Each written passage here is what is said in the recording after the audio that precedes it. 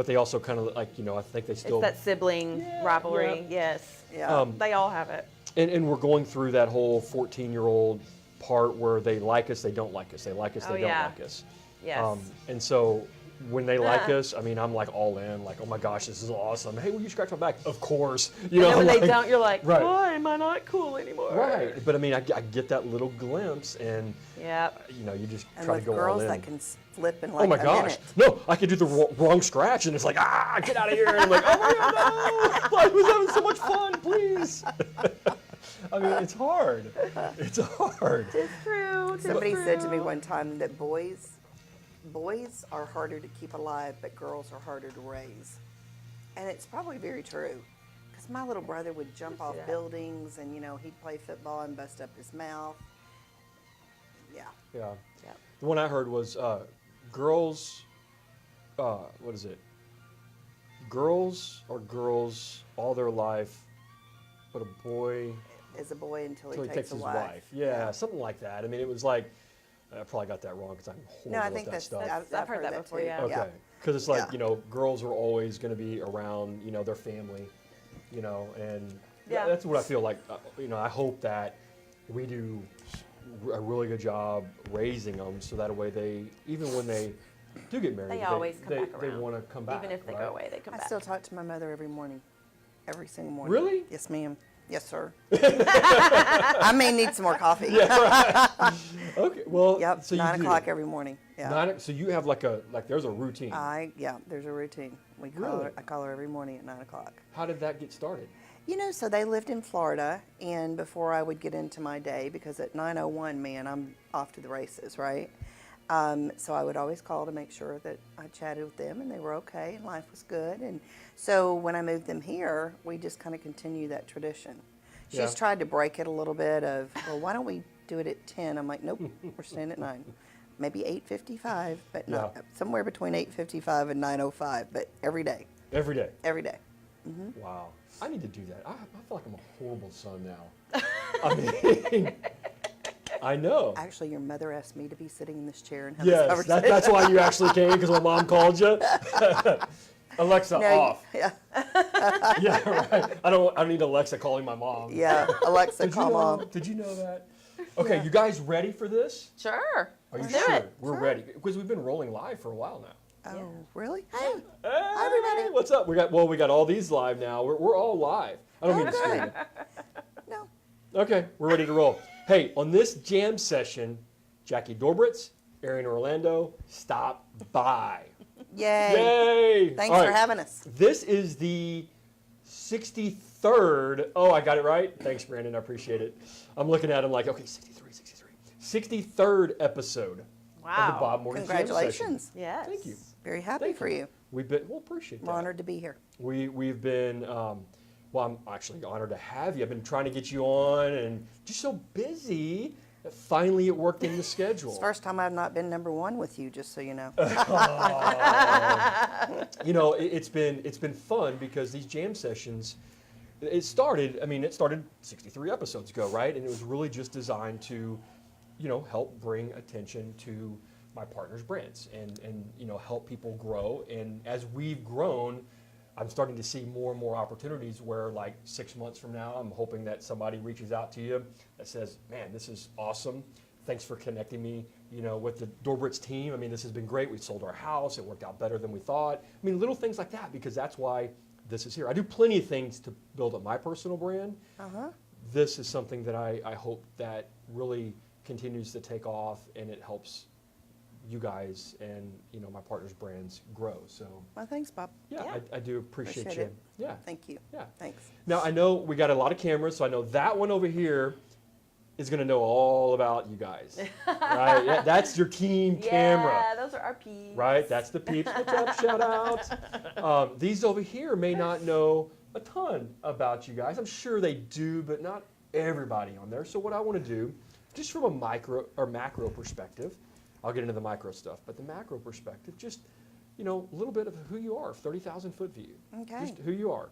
Well, we are the Jackie Dorbritz team. We're here in the Dallas-Fort Worth Metroplex, and we are a team of agents. that work with Keller Williams, wonderful brand. Keller Williams is the #1 brand in the United States, #1 closed volume, #1 with number of agents, and with with number of transactions. Gotta go. We have a very strong, wonderful, wonderful team. Arian is our senior executive on that team, and then we have two other agents, and we just hired a brand new one. So we're very excited to have Tamara Payne, Greg Eicher, and now Angela Yotides as well.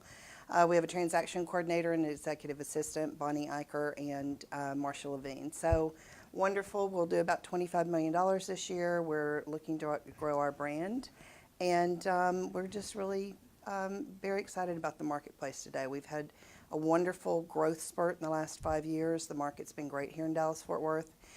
And that's kind of the 30,000. That's the show. It's a wrap. We're done.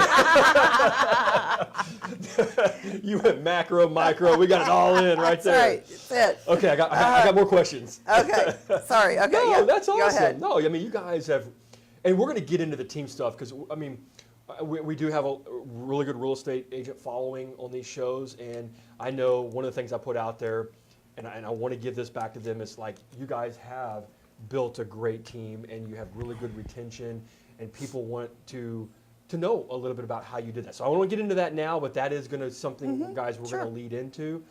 Give me a little bit on you from a macro perspective. Well, I've been an agent for 6 years. I was teaching before that. But I had, to make a long story short, had gone back to school before I went back into teaching to get my degree in interior design. So I just wanted to have a way to kind of use that and have some flexibility. I was a single mom at the time and wanted to have some flexibility with my kids. And Jackie and I had known each other forever, 25 years. And so I called her to get the good, bad, and the ugly. And in the process, she wanted to start a team. Sure. And so I was sort of her guinea pig for that. And that's how I ended up The with rest her. is history. Yeah. So teaching, right? So how has that helped you? Well, I in think real there's estate? definitely a teaching element in real estate, especially with people who've not been through the process before. A lot of new home buyers, but even with people who've done real estate before, the laws are always changing, the contracts are always changing. So there's always a that teaching element of educating your buyer or your seller about the process and what has to happen, and educating them about the market and. When you're evaluating their home, teaching them what is value, what's not value. So I think it's a natural fit. A lot of teachers get into real estate, which I think is kind of funny, but I think that's why, because it just comes natural. I agree. I think it does come natural because there is that element of, one, you have to learn and study. You have to be a good, learner of the industry and the contracts and everything else. But then it's about how you're able to communicate that to your students, which would end up being your buyers and sellers. Right. And so they feel more comfortable about their decisions. Exactly. So I do see that as well. Now, how long, Jackie, have you been in real estate? 13 years. 13 years. Okay. Yep. So what were you doing prior, and what got you into this business? I was in the luxury brand business, couture brands in the cosmetic industry. And I was on an airplane every day of my life, going from New York to California to Florida. And I was looking for something different to do. Yeah. And I wanted to get out of that business and do something on my own. And actually, the gentleman that was one of my business partners had suggested at the time, he's like, you ought to consider real estate. And I did, and I started looking into it heavily. And it's just been a natural fit. I absolutely love it. Yeah. Love it. So my business background, working with different companies throughout the nation, really prepped me for that. And so 13 years now and loving every minute of it. That's awesome. Some minutes more than others, but for the most part, yeah. Well, that's just because it's an ever evolving and challenging industry. I mean, it really is. There's so many things that go on, so many differences that we have to kind of play off of from each other that, with our clients. I mean, it makes it challenging. Well, we treat it like a business for sure. Yeah. This is not a hobby, part-time hobby for any of us, which unfortunately when the market gets really good, you get a lot of part-time agents that get into the business. Yep. We absolutely are 100% in our agents are 100% all in. You know, it's interesting because you do say something that's really, really important, is that you run this as a business. Mm-hmm. It's not a hobby. It's not throw something out there, let's see what happens. I mean, running a business, you have to be very methodical. You have to have a business plan. You can't just put it and file it away in your cabinet. You have to keep it, active, and you have to continue to evolve. Right. And I'm sure you guys see that as the market starts to change and things like that, as you're evolving. And as a business person, you got to start thinking 3 months, 6 months in advance. A year. Right? A Yeah. year in advance a lot of times. Yeah. Yeah, I got into the business kind of not the same way I wasn't on an airplane traveling or whatever, but I was knocking on doors, making cold calls. Oh, really? Selling telecommunications. Oh, man. Every day, and I mean, like literally, like phone systems and stuff like that. And I happened to call on a mortgage company, and I said I made it a point to see Steve today. Oh, you have an appointment to see Steve today? Well, yeah, if Steve's available, sure. I made it a point to see Steve, and Steve came back and he's like really upset. He's like, I don't have an appointment with you. I said, no, I made it a point to see you. Oh. And Play on words. play on words. He looked at me, he's like, let's go to the conference room right quick. What are you selling? I love it. And we started talking, and he did what a good sales guy does. He reversed it, and he said, how many sales calls do you make a day? I'm like, I typically make about 100. He goes, how many times do you get told no? 150, 200 times sometimes. And he's like, I got an industry for you. Yeah. You're going to move into the mortgage space, leave telecom behind, and let's get you doing that. And I'm like, sure. How much does it pay? He goes, nothing. Straight commission. Nothing? I'm like, okay, well, that's interesting. That makes my $600 draw that I was getting, right? Selling telecom, that goes away. My wife becomes a breadwinner at like $18,000. I'm all in. Let's do this. Call my wife. Guess what? I know we're getting married in a couple of months. I'm going to go straight commission. She's like, oh. But she believed in you. Oh my God. And then look at this. Yeah, She was well, right. Yeah, she did. She has been the biggest advocate of our business. No matter, I mean, through thick and thin, through all the ups and downs. I mean, she's been like the thing that's held it together. I mean, she's amazing. I wish she was here because the show would be so much better with her, not me. She is so darling. She is a good marketer. I'd have to agree with that 100%. So after 13 years and you guys doing what you're doing, what continues to drive you in this business to continue doing this? The consistent change. I mean, I think that we've been through I've been through a good market. I've been through a bad market. I've been through no market.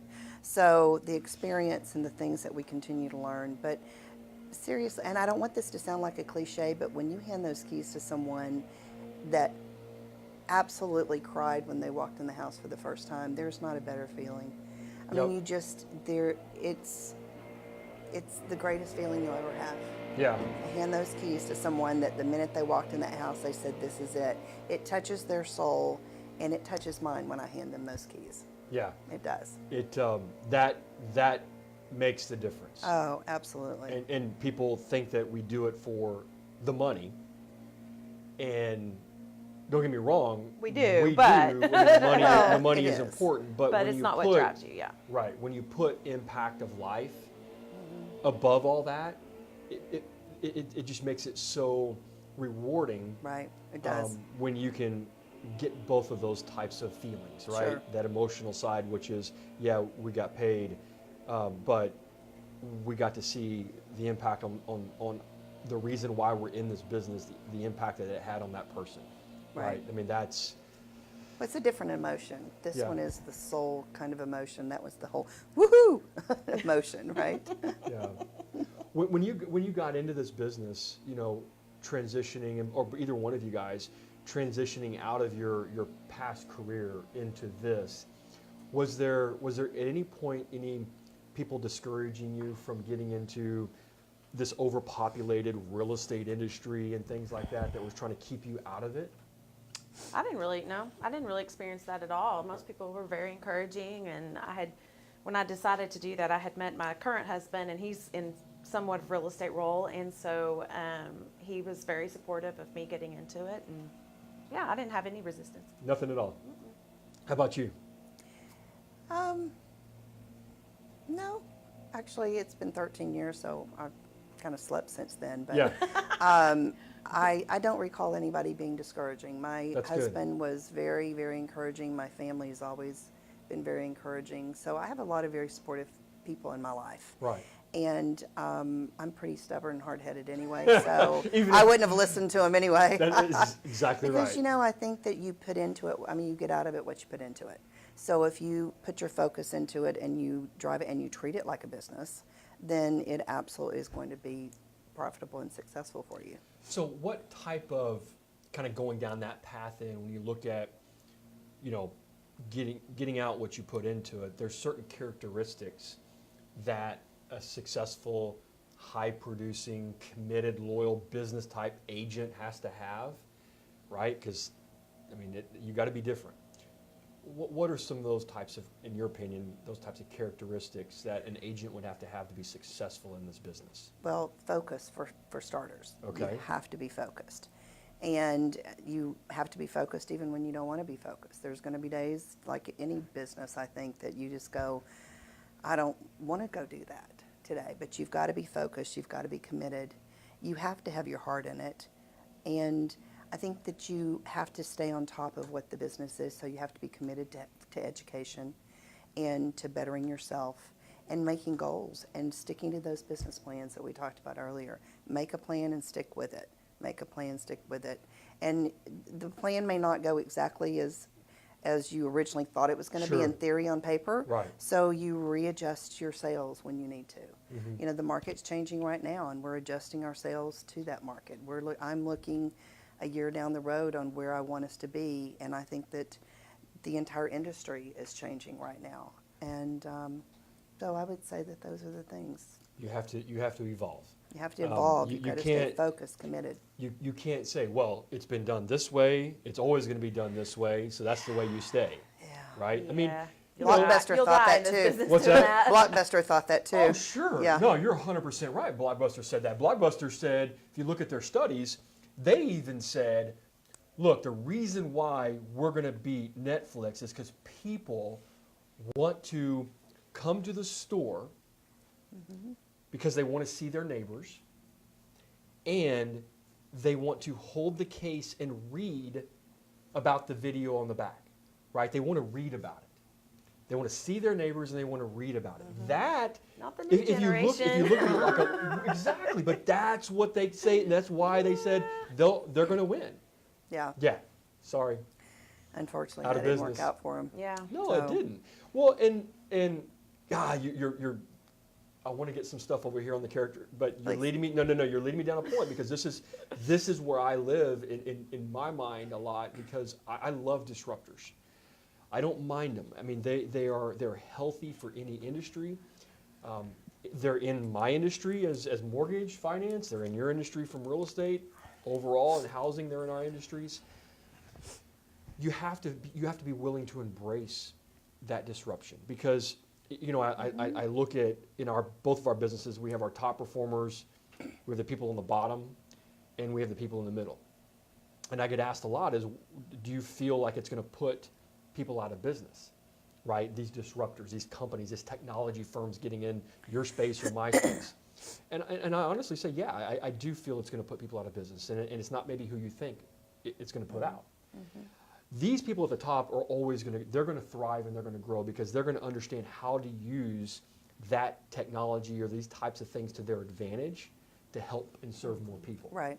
I agree. The people at the bottom, I don't think they're going to go out of business. You know why? Because they fly so far under the radar that they only use their little bit of influence to their friends and family that they can survive because they only look at doing 4 deals or 6 deals a year max, right? They're going to survive off that. It's the ones in the middle.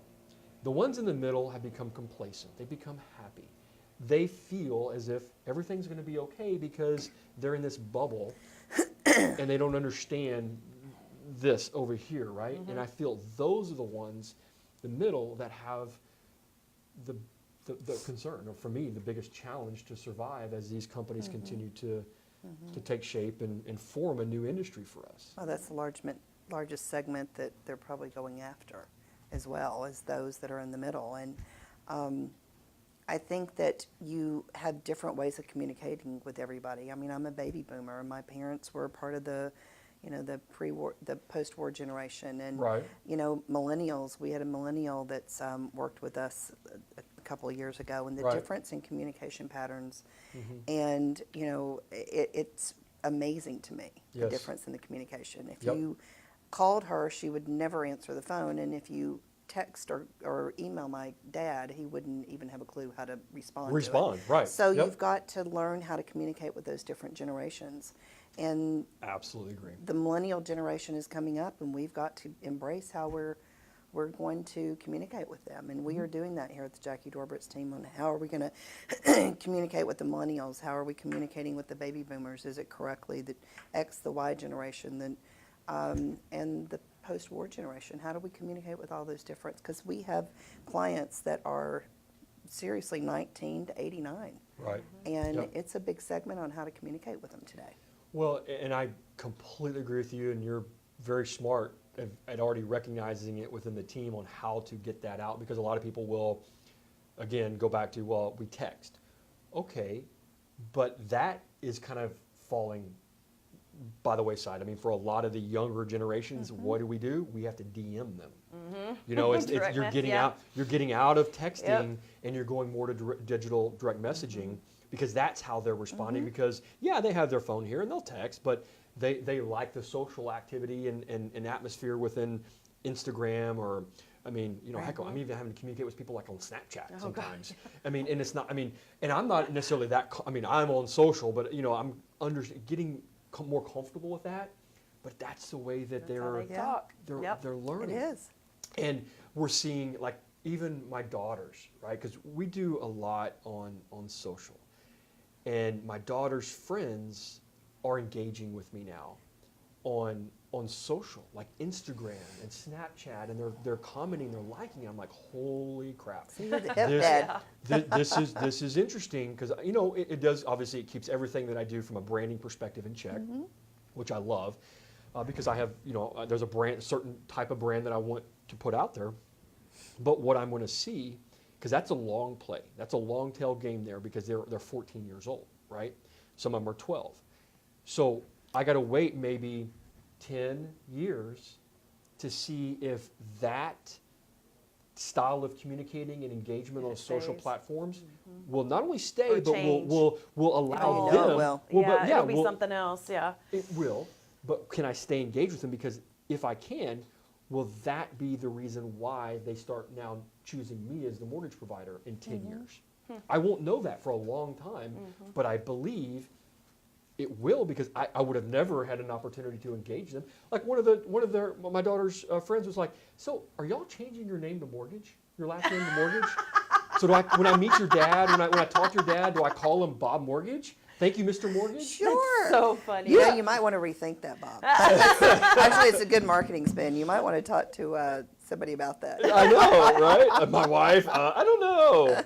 Yeah, she would probably be okay with that, because Johnson, seriously. Yeah, right. So to your point, I mean, we're communicating differently, we're engaging with people differently. Are y'all finding that within the team, how you're engaging yeah. with people? Yeah.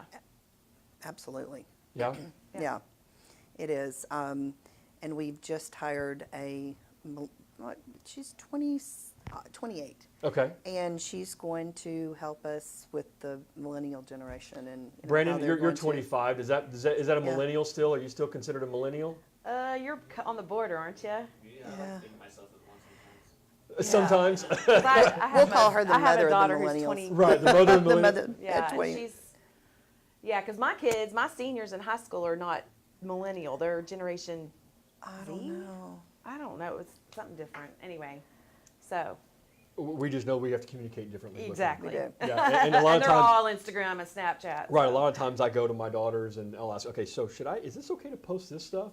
And they'll comment on me, Dad, you can't post the same thing on your wall that you did in your story. It doesn't Yeah. make sense. I'm like, oh my I God. can't Oh keep up my with it, goodness. yeah. Oh. Yeah. So from a characteristic standpoint on your side, because you're in it every day I know you are as an agent, but you're coming at it from a team lead perspective, Yeah. maybe. What do you see? What is important for an agent to have to be successful? I think you have to be I think you have to listen.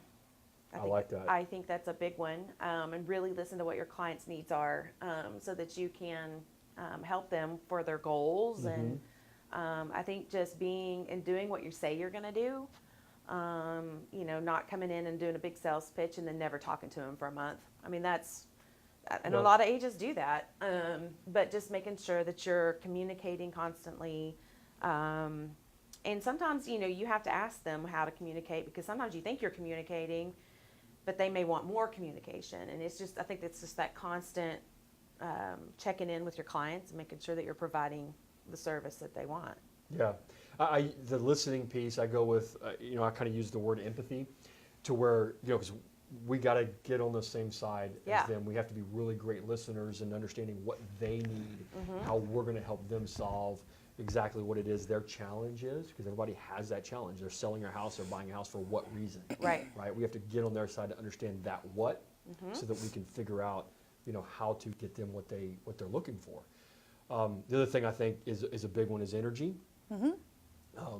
This business is it's an overused word, a grind. I mean, it is. I mean, you have to be at it 7 days a week. Absolutely. People think that, okay, we get in this industry because we want to have a flexible lifestyle and we want to have more free time and that kind of stuff. Look, we do have flex, but you have to work. We find that we bake in the flex over 7 days because we work 7 days a week, and you have to be willing to bring it every day, and you have to be willing to know that you're going to get some things that are going to go your way, you're going to get some things that aren't, and you have to be willing to pick up that phone or make that appointment or go on that appointment to hopefully earn the client's decision to do business with you. And that level of energy is so important. Absolutely. Because you can get burnt out quick. Oh, yeah. Well, somebody told me one time, and it's so true, is that you still need to pull over for gas. I don't care if you're a Ferrari or a Volkswagen. You got to pull over for gas at times. And, that may be at 9 o'clock at night, or, from 9 till 7 in the morning, you turn off that phone. And I didn't do that when I first got in the business. I remember at 11:45 at night one time, and he was actually a litigator, still on the phone talking through a contract with somebody. Right. And if I'm at 11:45 at night, I'm not good with contracts, just so you know. 7:45, yes. 11:45, no. But and that's very true. You've got to make sure that you pull over for gas during those times and schedule those times to do that. But you make hay while the sun shines too. Yeah. Yeah. That's really good. I had a soccer coach tell my youngest daughter, this is a long time ago, I think she may have been, I say a long time ago, 6 years ago, right? She's 12, so maybe when she was 6. He goes, look, I've seen a lot of kids, and I can tell your kid is a Ferrari. I'm like, really? He goes, yeah. She is going to be on that open road, and she's going to be hauling, like pure running, fast. It's going to be just the most beautiful sound that you've ever seen. But then she's going to be in the garage a lot. Yeah. She's going to need some maintenance. She's going to need some maintenance. You're going to have to slide her in the garage. I love her, it. You're going to have to getting gas, right? Yeah. She's going to need that time to recharge, reboot. Yeah. She can't go like she goes all the time. And I'm like, dude, that's just some heck of a wisdom that you just dropped on me. I love that, and we see it not only in her. I got a kid like that. I have to make her slow down, take a rest. Yep. And just same way. I have one like that gas. too. Yeah, you be nice. Yeah, her right over here. I don't know what you're talking about. She's a little high maintenance. No, she's not high No, maintenance not at high all. maintenance, but Okay. I do go really, really hard, and then I burn out, and then Yeah. I crash. So, and I have to take some time off. But yeah, Yep. Yeah. I am. I think I would agree. I'm the same exact way. I mean, my body will tell me, "Hey, Enough's Bob. enough. Yeah. dude, let's take a chill." Well, pill." with age comes wisdom. So with that, what are some of the biggest mistakes that you made going through this business that you looked at and said, hey, I wish, mistakes may be the harder word, but things that you wish you would have done a little bit differently that maybe the viewers here could learn from, that could propel them in their career maybe a little bit faster? Initially, I was very blessed and very gifted. And when I say gifted, I came right out of the school and I had a listing that was waiting for me. Mm-hmm. It sold in like 2 weeks. It was the largest, sale that they'd had in the neighborhood, and I thought I was going to change the world. Yeah. Oh boy.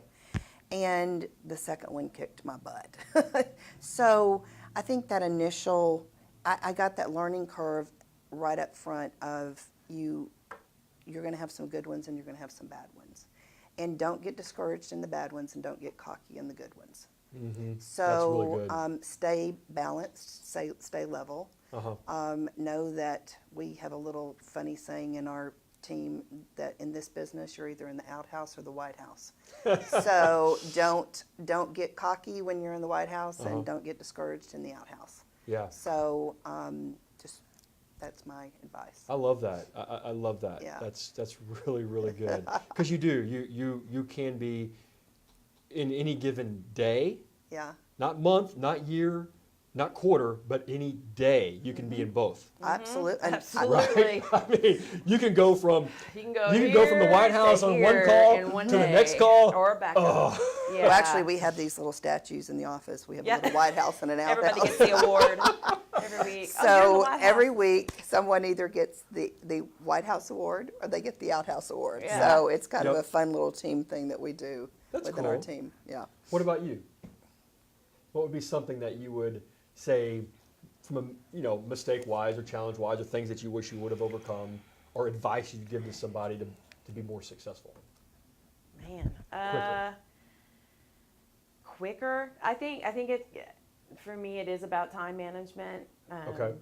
And making sure that you are consistently doing your marketing and consistently spending time promoting your business, because you can't get a deal, because if you stop promoting yourself or your business, then in 3 months you don't have anything. So Right. it's a consistency thing all the time. That was one big one that I had to learn, because I my first year I had a really great year, but I hadn't laid that foundation. Mm-hmm. And so the next year I'm like, what the hell? Why am Right. I not making any business? Well, it's because I hadn't really laid the groundwork to build Sure. my business and keep it, generating. So so that was probably the biggest one. But yeah, time management is always not a curse, but it is my biggest issue I have to deal with. So And that's good. I mean, that's something you recognize, and Yeah. I'm sure that. well, a lot of it is I've got 3 teenagers, and I'm active in a couple other things, and Yep. so I just have to make sure that I do it. Yeah, mine was, I think, not fully embracing the outhouse. Mm-hmm. It was not really looking at it and saying, how often can I fail? And know that that's not a failure. Right. It's just an opportunity to fail forward and improve, Right. so that I can get to that White House more frequently. Yes. Right? I always tried to live in the White House from a perception standpoint, and everything I do needed to be how good it was or successful or these wins and all that kind of stuff. And the reality was I wasn't playing more to the failures that I was having, and I wasn't really pushing myself down that path enough so that I could take those opportunities to learn from them and be better at what I was doing. It was kind of like that false positive type deal. Yeah.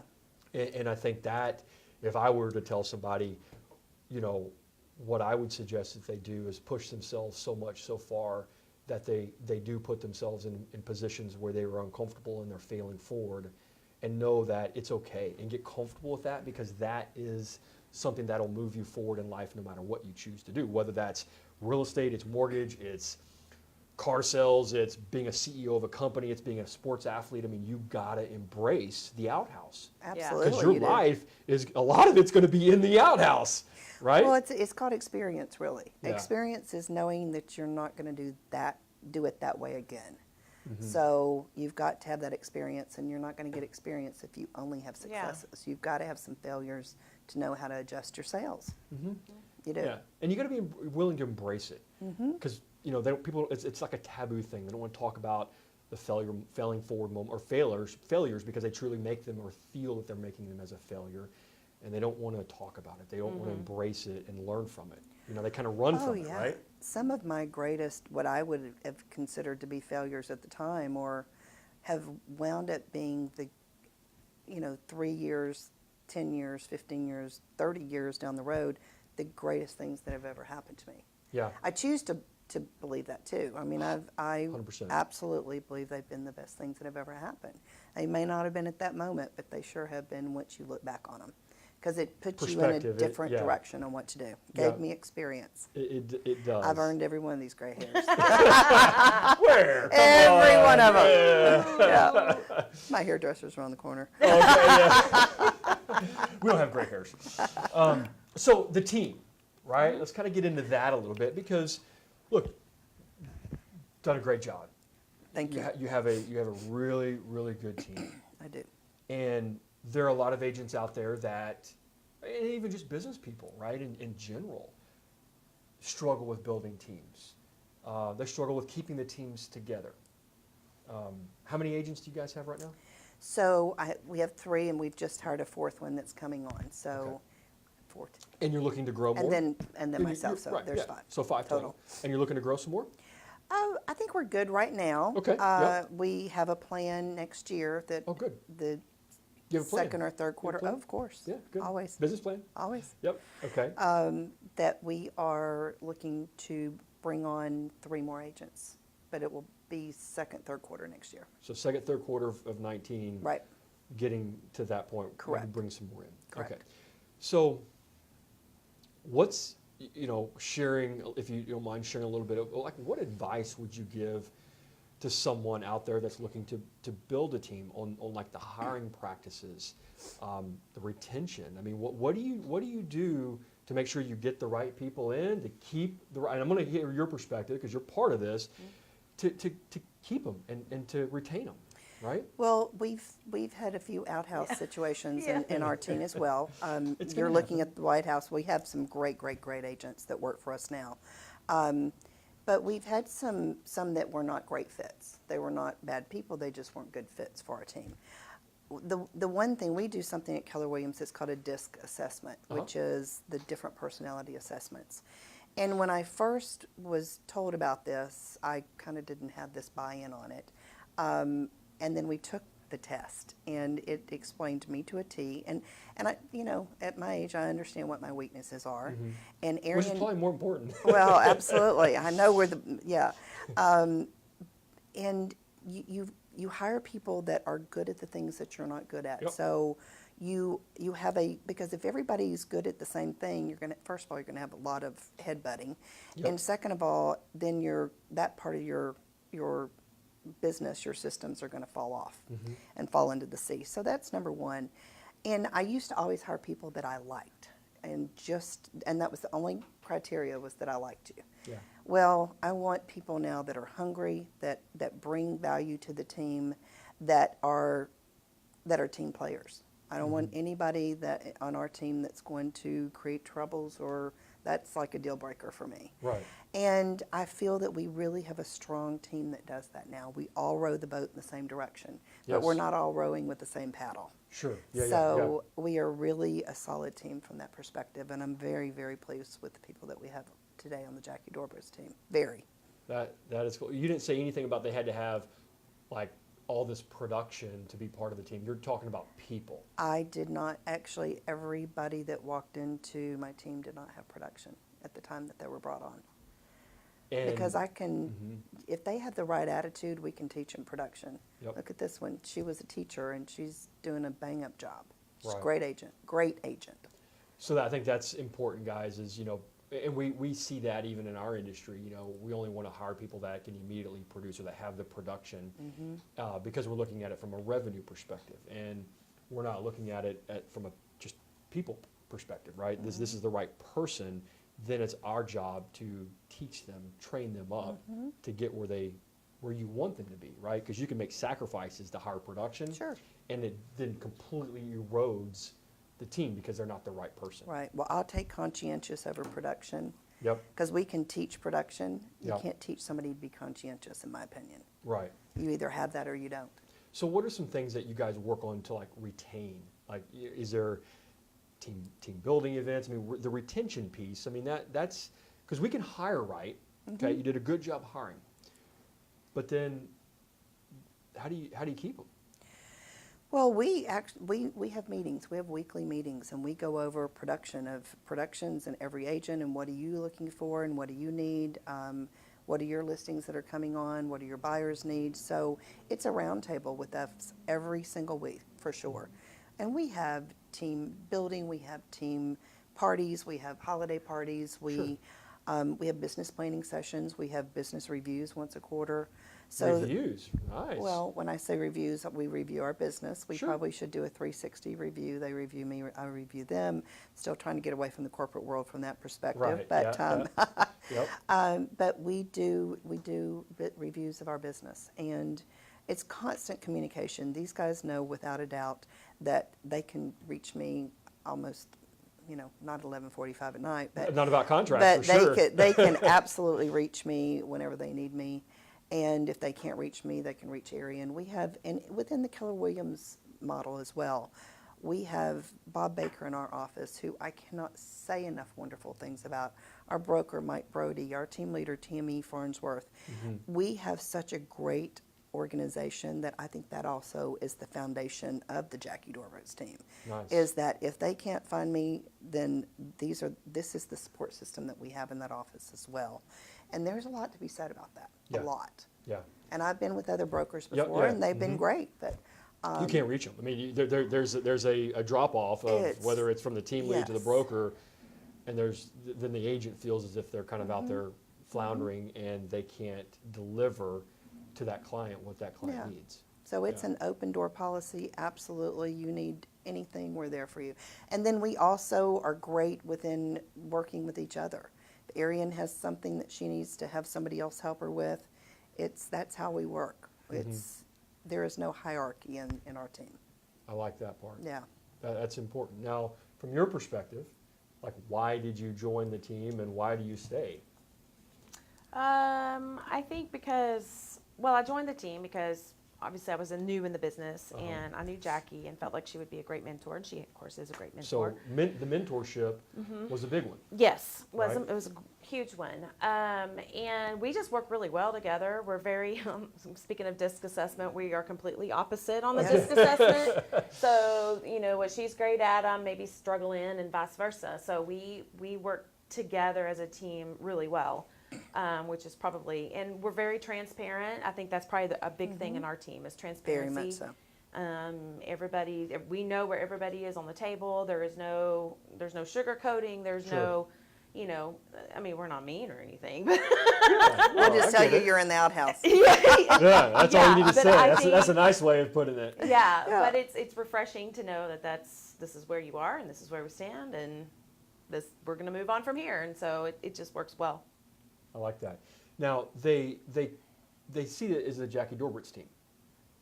Do they need to always talk to you, or are they able, and they're getting to the agents, right? And so as that brand, because I look at that the same way, right? BobMortgage, they want BobMortgage.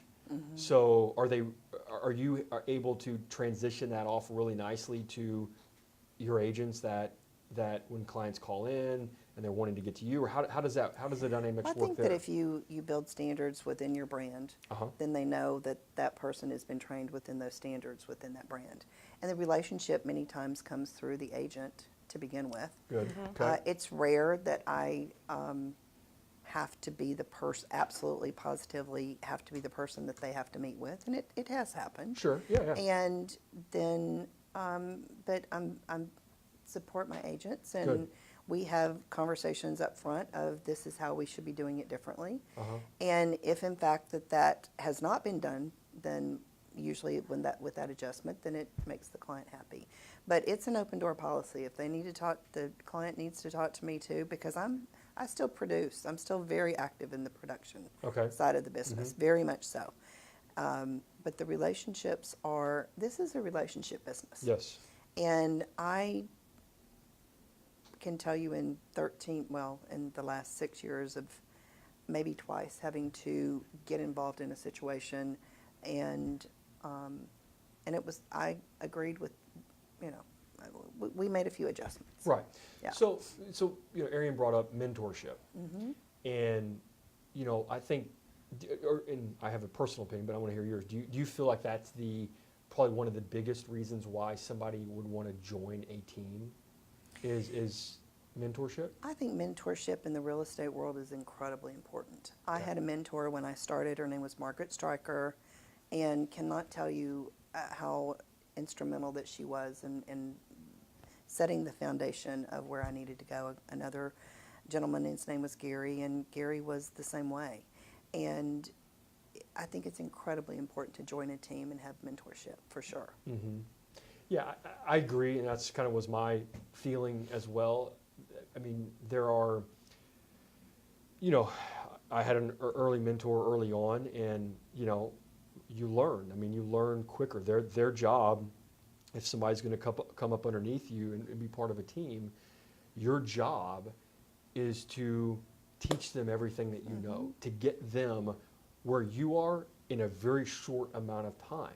It's like a coaching, right? It is, and you're their coach, right? Right. Now, a lot of people in my space, and I'm sure in your space, and I do coaching with other industries, and they're like, we don't want to, we have trouble bringing people on and giving them everything because their fear is they're going to go out and compete against me, against them, right? Against the mentor.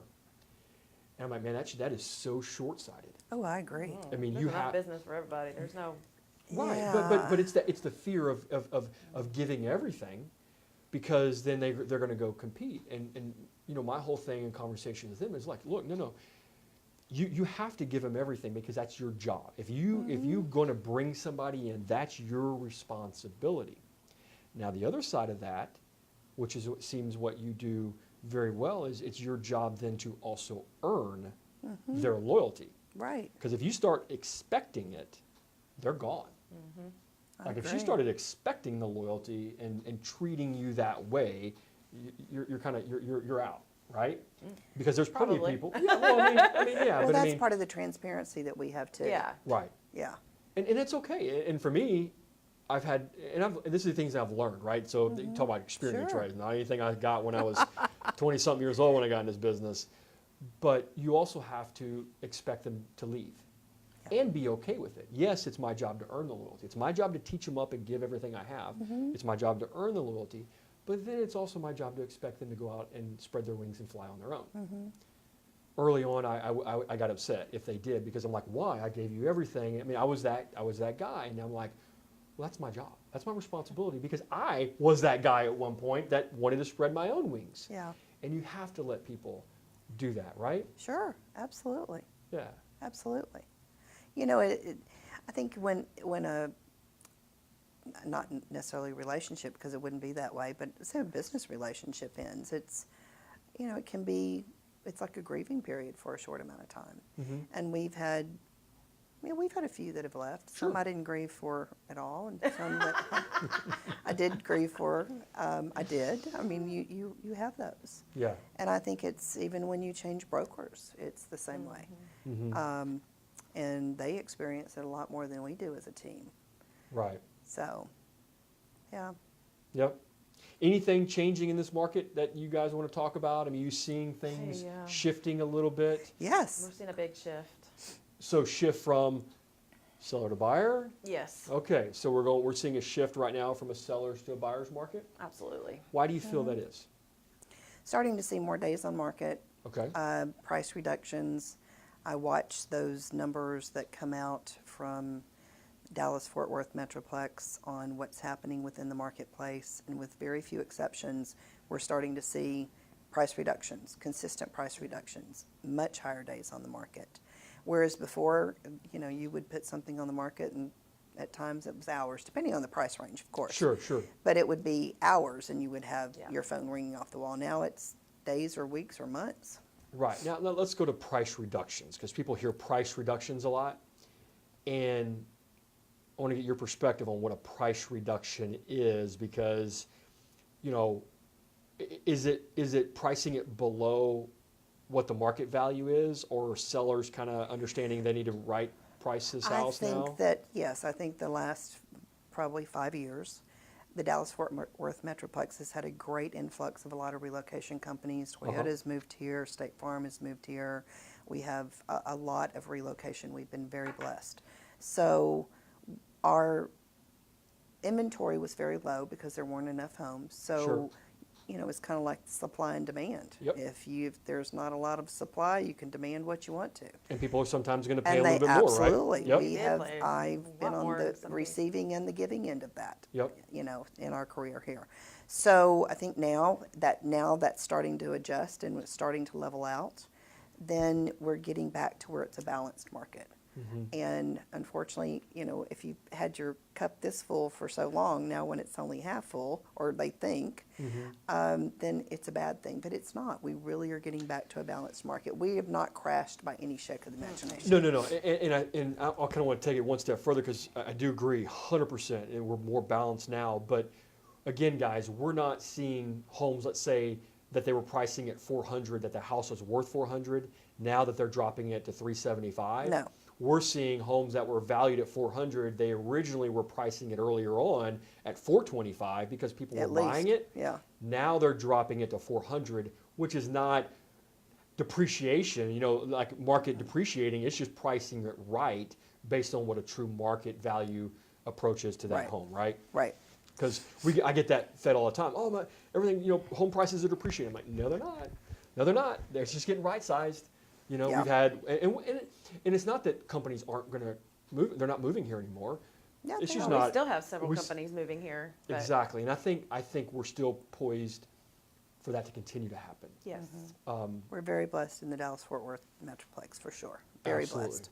Yeah, it's been good. Yeah, very and, good. and I still think it's good. It's going to continue to be good. You ask, well, how's that impacting? Let's say interest rate increases and all that kind of stuff, and how is all this thing kind of changing it from a mortgage perspective? And we did a really good job when we passed all the laws about like home equity and not allowing people to take out, like in California, take out 125% of what the value of your property is in equity, take it out as a cash out. We capped it at 80%. I think that's one of the things that has also helped contribute to a really more balanced economy here and home prices and values and things like that. I think that has helped us. I agree. Yeah, I do. And yes, interest rates are rising, guys. It's kind of part of it right now. We're seeing an economy that is. It is. I mean, you look at. We've had some downside last week. We were down almost like 1,300 points in the stock market. But when you look at it overall, we're in a very good place as it relates to our economy. We do have some trade concerns. We don't know what's going to happen with the tariffs, but I think long term we Right. get that figured out, and it's gonna continue to be good for America. I think we're just on a path where we're making more in our financials, 401ks and things like that. Wages are good. I mean, we got some low end type stuff, but we're good as it relates to just strong wages, and that's just leading to higher interest rates. Yeah.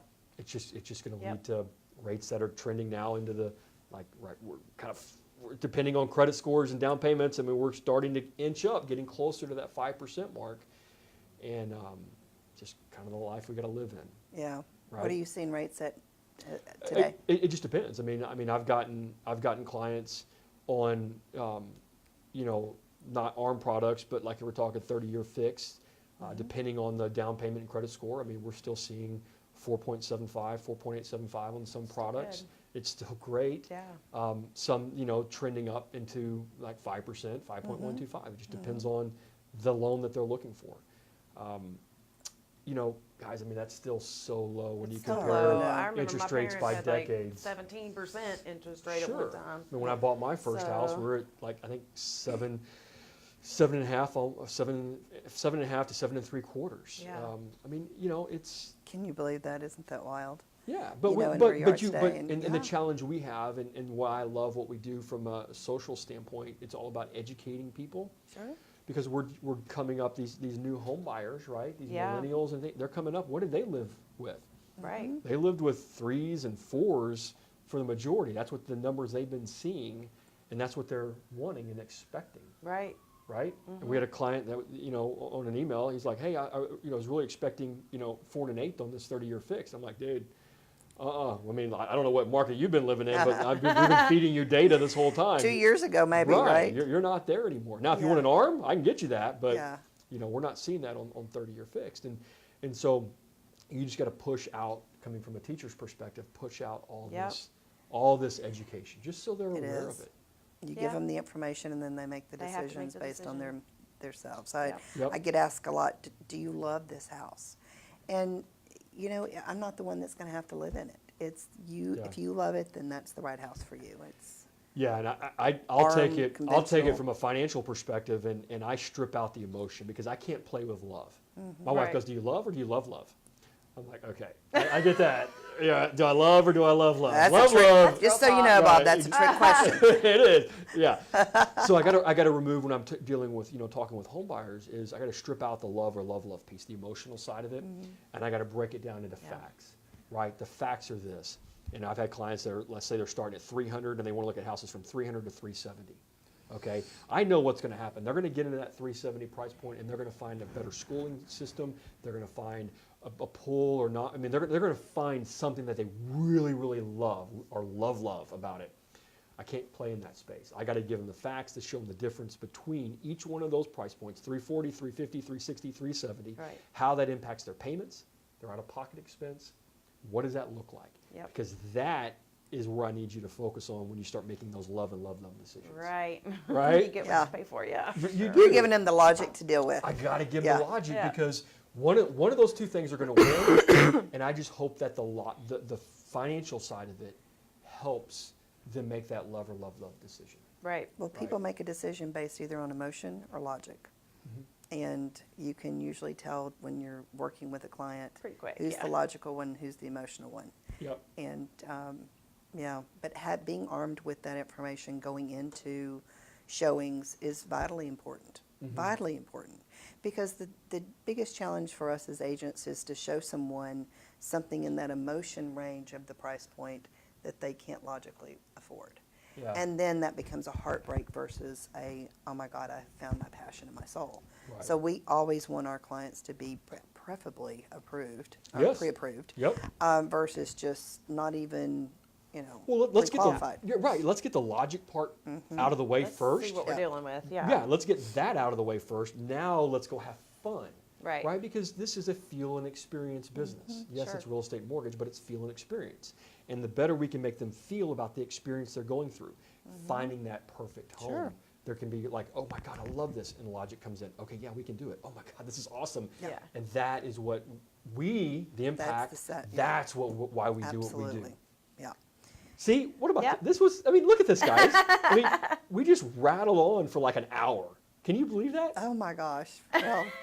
And you had no idea all this was going on, and you're just having a conversation, right? Yeah, it was good. Yeah, it was easy. Good. I really, really do appreciate you guys. Well, thank you. This is great. Thanks for having us. Very, very good. Thank you. I really do. And guys, I know that there's going to be probably some questions you're going to have. Hey, if you're a home buyer out there, you're thinking about buying a home, throw out the digits so they know how to get a hold of your website, whatever it is. Sure.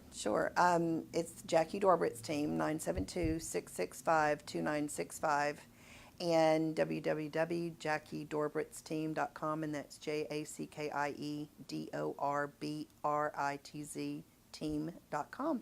And we'll have all those digits and everything in the feed down there, guys, so you can just click on the link or whatever and get you right over to the website and stuff like that. Right. So that way you guys can find them. And if I'm sure you're fine with this. If there's some agents out there that have a question or two about building a team or something like that, you're okay with them calling? Of course. Awesome. Absolutely. I really appreciate that. Thank absolutely. You. Guys, happy to help. It's been awesome. Thank you so much again for giving us your eyes and your ears, and hopefully these guys and I we just did an awesome job, and you'll leave us thumbs up and 5 stars. If I sucked, they didn't. If I did, I get it. No worries. All right. Tell me to do better, and I promise next week we'll bring a better episode, 64th, next Wednesday. Thanks so much, guys. Go make somebody else's day better.